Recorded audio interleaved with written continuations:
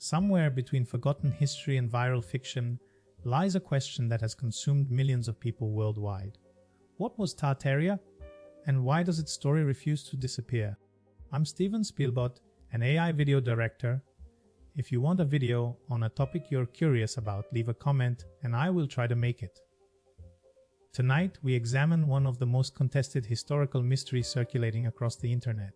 For centuries, European cartographers printed the name Tartaria across enormous swaths of Asia on their most authoritative maps. It appeared in atlases from Amsterdam, Paris, and London as a recognized geographic and political entity. The historical Tatars were a broad collection of Turkic and Mongolic peoples who inhabited the steppes of Central Asia, feared across medieval Europe for their military power. Their name entered European consciousness through devastating 13th century invasions that reached Poland and Hungary. As Russian expansion pushed eastward through the 17th century, Tsarist cartographers and diplomats engaged directly with the peoples and territories they collectively labeled Tartary. The term was a geographic convenience, covering hundreds of distinct ethnic groups under one sweeping European category. Around 2017, a theory began spreading rapidly across internet forums that grand 19th century architecture worldwide was not built by the civilizations credited with it, but was the legacy of a suppressed global empire called Tartaria. The claim found millions of followers within months. Proponents argue that an advanced Tartarian civilization erected the world's grand neoclassical buildings, that a catastrophic reset event erased this empire from official history, and that modern institutions have systematically concealed the evidence. These are the theory's three foundational pillars. Historians point to extensive surviving primary documentation, construction contracts, architectural correspondence, municipal budgets, and builders' records that consistently accounts for the creation of the buildings the theory attributes to Tartaria. Archival institutions in dozens of countries hold these records openly. A prominent element of Tartarian theory is the mud flood hypothesis, the claim that a catastrophic deluge buried an advanced civilization's ground floors worldwide, explaining why many old buildings sit partially below current street level. Geologists and urban historians offer an alternative explanation. Urban archaeologists and geologists document a well-understood process: cities accumulate debris, rubble, and successive paving layers over centuries, naturally raising street levels and leaving earlier structures partially submerged. This phenomenon is documented in cities from Rome to Istanbul, with no catastrophic event required. Tartaria theorists frequently cite old maps that label a vast Tartary spanning Central Asia as proof of a hidden empire. In reality, European cartographers from the 16th through 18th centuries routinely used Tartary as a loose geographic term for the poorly charted steppe regions beyond their knowledge. Historical Tartary referred broadly to the territories inhabited by Turkic and Mongol peoples. A real, complex, and well-documented region of diverse cultures and shifting political powers. It was never a single unified advanced empire, but rather a geographic label applied by outsiders to an unfamiliar world.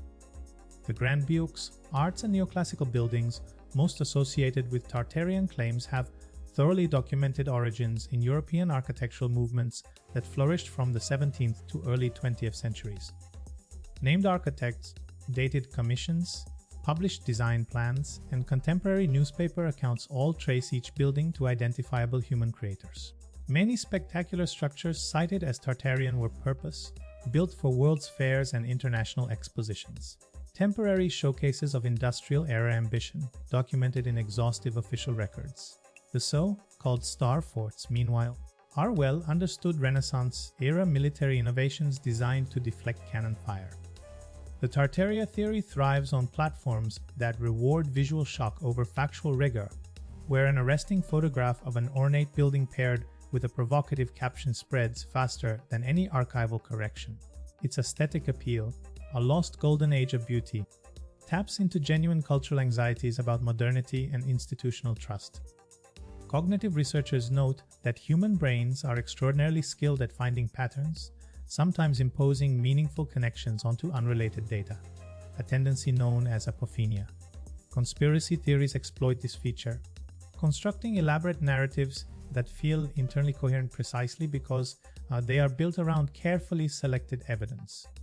For many followers, Tartaria is less about historical fact than about the profound emotional satisfaction of believing that something magnificent has been deliberately taken away. This sense of stolen grandeur and institutional betrayal speaks to real feelings of cultural loss and distrust that deserve to be acknowledged, even when the proposed explanation is unfounded. Genuine historical mysteries abound, from the true extent of Bronze Age trade networks to the still contested timelines of early urban civilizations. And these real puzzles are painstakingly investigated by archaeologists using rigorous evidence. The existence of legitimate unknowns in history does not validate claims built on misidentified photographs and fabricated timelines. Engaging critically with history, questioning narratives, demanding evidence, and following primary sources is not only legitimate but essential to good historical practice. The difference between healthy skepticism and conspiracy thinking lies in willingness to follow evidence wherever it leads, even when it contradicts a preferred story. The true history of human civilization, built by countless generations through labor, ingenuity, and cultural exchange across thousands of years, is far more astonishing than any invented conspiracy.